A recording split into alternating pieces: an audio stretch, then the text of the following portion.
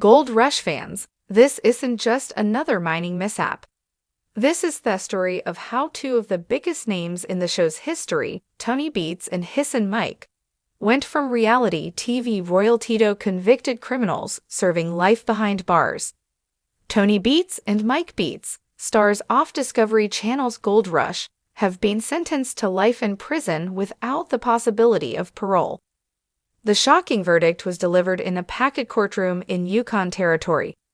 Fans and the mining community alike were stunned as one of the most infamous mining families was found guilty on multiple serious charges. Tony and Mike were convicted of environmental violations, claim jumping, fraudulent gold reporting, and conspiracy tied to their Paradise Hill operation. Once a symbol of success on reality TV, the site is now described as the headquarters of a criminal empire. The investigation began when rival miner Parker Schnabel noticed strange practices while working nearby. His report to authorities triggered what became one of the largest mining-related criminal probes in Canadian history. Investigators discovered environmental violations on a scale never before seen in the Klondike. Tony expects a lot from himself, so he expects it from everybody else. That's just how it is. The prosecution stated these were not oversights, but deliberate efforts to dodge environmental laws. Prosecutor Catherine White described a strategy where regulations were ignored to maximize profits. These weren't corner cuts. They were systemic crimes carried out over years. Judge Robert Main delivered the sentence with grave finality. He cited overwhelming evidence, the defendant's complete lack of remorse, and the long-term damage they inflicted. The courtroom sat in silence as both men were sentenced to life in prison. Tony, 75, stood stoically while his son Mike, 35, appeared visibly shaken. Mike had been increasingly involved in the operation's daily management in recent seasons, often acting as the face of the business on and off camera. The trial lasted 11 weeks. Familiar faces from Gold Rush were called to the stand, turning a reality show into a high-profile legal drama. Former crew members revealed how they were ordered to perform illegal actions once the cameras were turned off. These included improper disposal of waste and unregulated mining activities. Rick Ness testified about the so-called legal mining strategy, where legal methods were filmed and destructive ones done off-camera. He recalled Tony saying there's television mining and there's real mining. According to Ness, everyone on the crew understood which actions could never be filmed and knew the consequences of revealing them. One of the most damaging testimonies came from Tony's wife, Minnie Beets. As the family's longtime bookkeeper, she testified against her husband and son in exchange for immunity. She presented financial records that proved gold was being underreported and sold through black market channels. Her cooperation shocked many and split the Beets family. Policemen advocates on Thedoses in the excavators. I don't have Tobe here. With all these years working together, you kind of think together too, you know. Tony's daughters, Monica and Bianca, supported their mother, but were disturbed by the evidence presented. They left the courthouse through a private exit and declined to comment publicly. Parker Schnabel testified over 3 days explaining the suspicious activities he observed. He remembered seeing Waterinoff filled with contaminants like mercury flowing onto his claim in the middle of the night. He said that despite respecting Tony as a mentor, he felt morally obligated to report what he saw.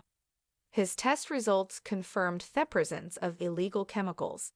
Discovery Channel crew were also called to testify. Some producers claimed ignorance.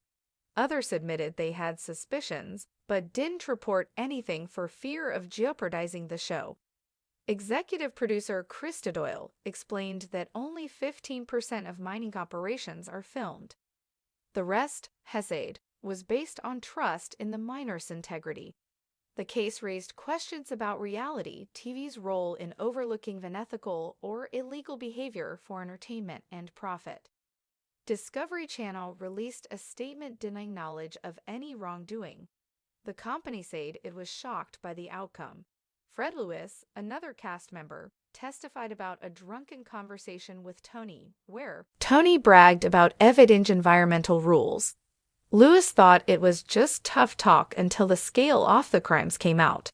Prosecutors showed satellite images proving that rivers were diverted and wetlands destroyed. Scientists confirmed mercury contamination levels up to 200 times above legal limits. Todd Hoffman, a former star on the show, was called as a character witness by the defense. But this move backfired when prosecutors highlighted past conflicts between Hoffman and Tony. Hoffman admitted Tanyans mocked his more rule-abiding methods, calling his operation amateur. What was your first impression, Tony, when you met him on that day? Well, in the beginning, Sal and Denny, they had a great idea, and look what came from it eventually. However, Todd, you got to give him credit for trying. In hindsight, Hoffman said maybe the criticism stemmed from him playing by the rules. The prosecution then introduced evidence of illegal mining on land the Beets didn't own. Dave Turin testified about discovering missing gold-tested areas and later realizing his claims were secretly mined. Turin said certain zones mysteriously yielded no gold despite promising test results. Now he understands it has already been extracted by someone else. The Beets lawyer Jonathan Blackwood argued that the prosecution was influenced by Tony's brash TV persona. He claimed the charges were fueled by envy and dramatized reality TV footage. But this argument collapsed when the court heard secretly recorded conversations between Tony and Mike, planning to hide illegal mercury use during periods when inspectors were away. One clip showed Tony telling Mike when and how to deploy mercury safely without attracting attention. This destroyed any remaining credibility in the defense's case. Jurors later spoke anonymously. One juror said the evidence clearly pointed to intentional crimes, not misunderstandings. Another juror who worked in mining stated the Beets operation was structured entirely to bypass environmental safeguards and maximize profits. The fallout in Yukon has been massive. Some locals praised the verdict as justice. Others worried about the damage to tourism in the region's reputation.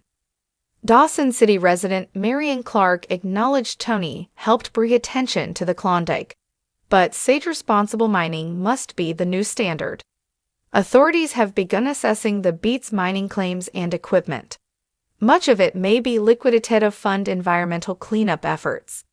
Discovery Channel confirmed Gold Rush will continue without the Beets family, but insiders doubt the show will be the same.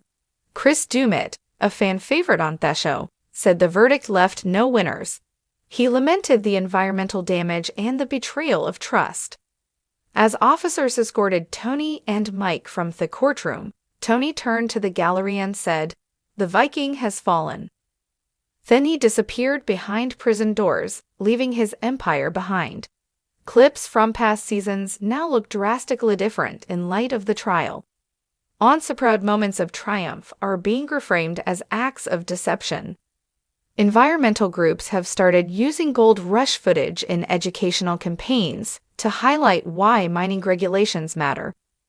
The case has pushed the television industry into reflection. Networks are considering ways to monitor off-camera activities in shows involving extraction or high-risk operations. Hey, what? You made an agreement with the guy, right? So honor it. Be a nice neighbor. That's it. But they going to say it's going to be that nice. Hey, you made the agreement. Honor it. Let it be good. Tony's other children, Kevin and Monica Beets, were not charged. Evidence showed they were not part of the illegal decision-making. In a joint statement, they said they were shocked and requested privacy while deciding on their futures. The Yukon government has promised stricter inspections for all mining operations.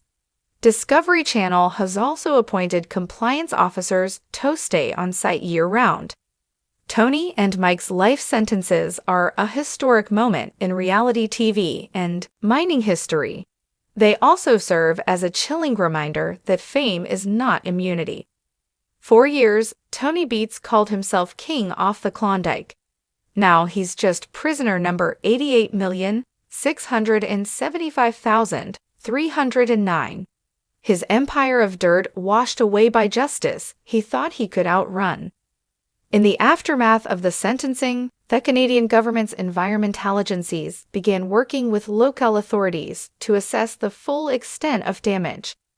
Specialists from multiple provinces were brought in to evaluate mercury levels, soil erosion, and contaminated water tables spanning several kilometers of Yukon wilderness. According to court documents, some of the affected waterways had been traditional spawning grounds for native fish species, now facing possible extinction in those zones. Experts estimated it would take decades and millions of dollars to begin meaningful restoration. Meanwhile, the financial trail uncovered by mini Beets extended internationally. So, I mean that we're looking at $4.5 million. That's a lot of money, right? And no, that's a lot of money. I don't see no way out without doing anything like that. As far as I'm concerned, you're taking a really big risk as well. We're, right? We don't think we've ever taken a big risk like this. No, it's getting serious, man. Prosecutors stated that proceeds from unreported gold sales had moved through offshore accounts and black market buyers in at least 3 countries. While the criminal case closed in Yukon, federal and international investigations are reportedly ongoing. Back on the Discovery Channel side, executive producer Krista Doyle admitted under cross-examination that several cast and crew members had raised informal concerns over the years. However, none were documented formally and no steps were taken to investigate further. Doyle acknowledged that the production team benefited financially from the Beets' high-drama narrative and aggressive tactics, saying Tony Matagreat Television. He admitted there were no mechanisms to audit or verify what occurred when the cameras weren't present. In court, several former crew members echoed that sentiment. Some expressed regret for not speaking up sooner. Others described an atmosphere where fear of retribution or job loss kept them silent. Industry insiders now worry that this case may trigger a domino effect. Other reality shows centered around dangerous or unregulated industries are reportedly facing internal audits, legal reviews, and sponsor backlash. As the mining season approaches, one thing is certain: the world of Gold Rush will never be the same again.